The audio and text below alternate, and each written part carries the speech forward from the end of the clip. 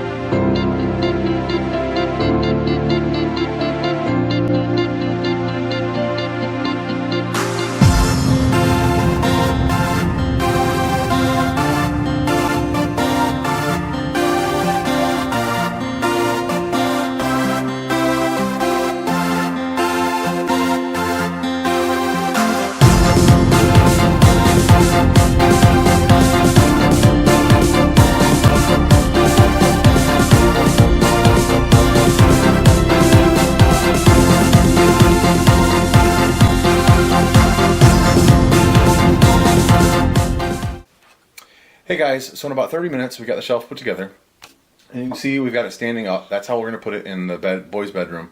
But you can also put it down on its side like we have over here in the office. You can see we've used that for the kids' schoolwork for homeschooling. The only thing we have left to do is put these brackets on.